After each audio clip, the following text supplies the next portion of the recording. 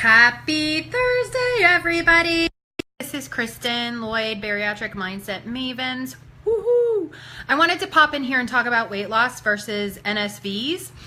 The difference when you may not be showing on the scale, but you are taking action and looking differently, etc. I had somebody message me this week about this, and it's actually something that I've been going through myself. I've been, and please keep in mind, I'm about 3.5 years, almost 4 years out.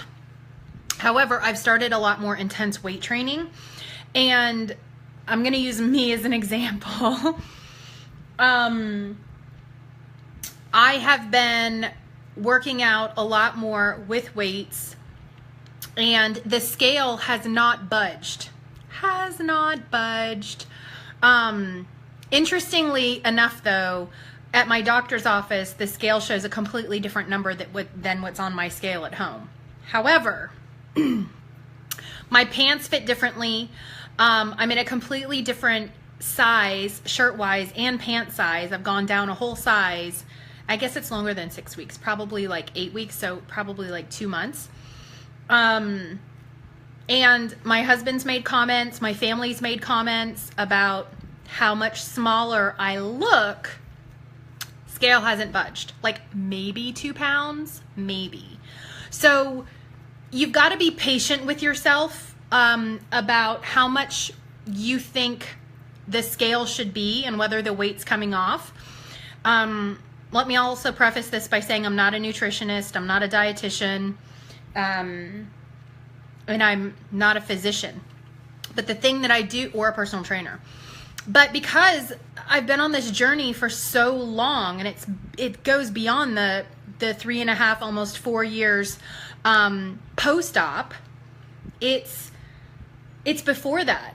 I mean, I can't even tell you how many nutritionists I saw and how many personal trainers I saw and how much that I knew about nutrition and exercise just because I literally thought that there was something wrong with me because I was not losing weight.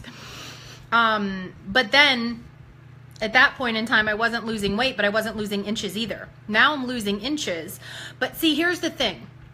I know a month or another 2 months from now, the scale might reflect in weight loss, but right now I've been gaining muscle mass.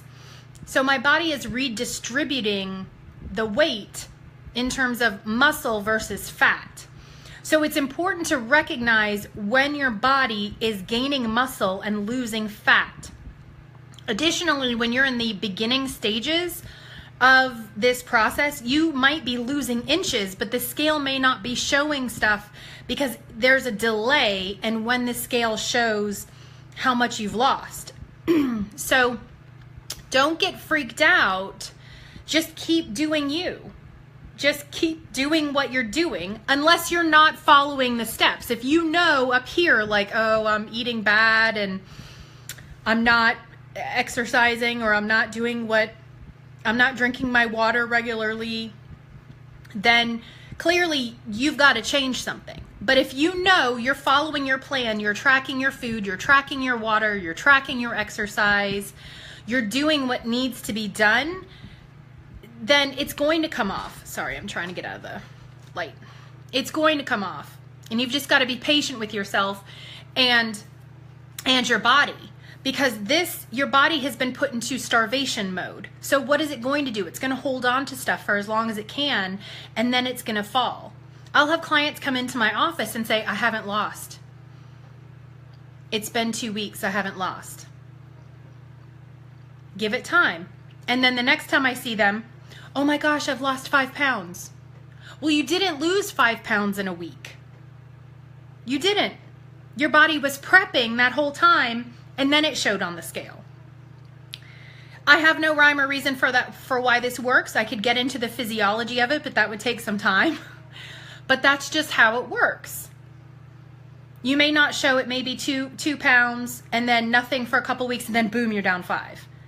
And then a couple more weeks, you're down 2, and then boom, you're down another 3. It's a progression.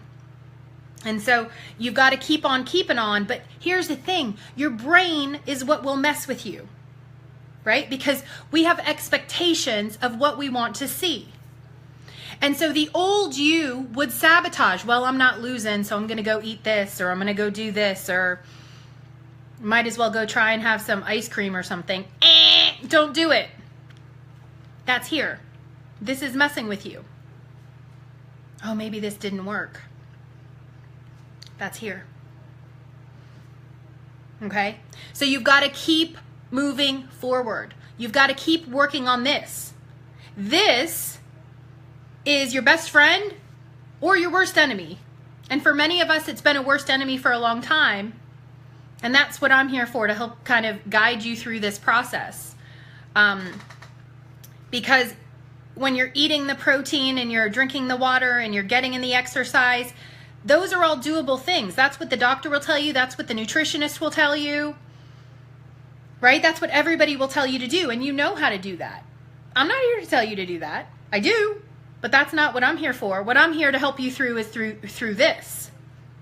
Because when times get tough, what happens? You melt down up here. And this affects all of the other behaviors.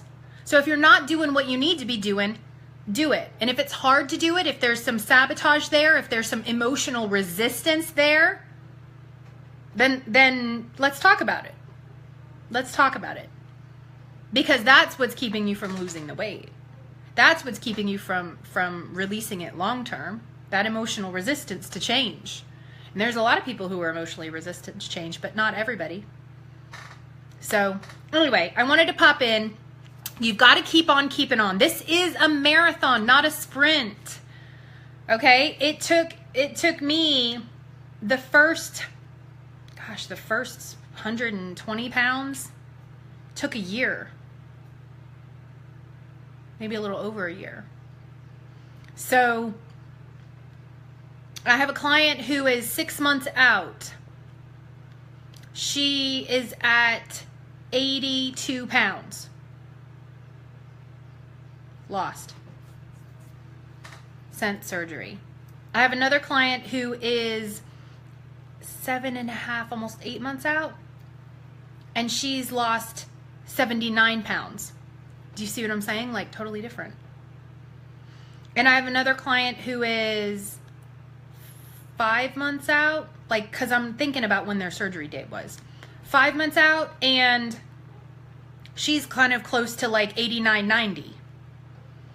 So one's lost more, one's lost less. Like everybody's at different stages. It also depends on your body, right? How much you have to lose and everything like that.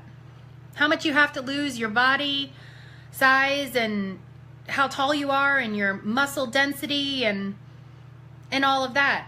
And I'll be the first one to tell you that, you know, I'm 5'11". I'm tall. So I'm going to weigh different than somebody who's 5'6". So that's something that you want to think about, is where you're at, not comparing yourself to others, because that's here. And just taking it one step at a time. Okay? So track your progress. Because the only person that you're competing with is you. You're not competing with your best friend or anybody else online who's lost this or lost that. You are your own competition. You're your own like measurement stick. How did you do 2 weeks ago? How was your eating? How was your exercise? How are you feeling in your body?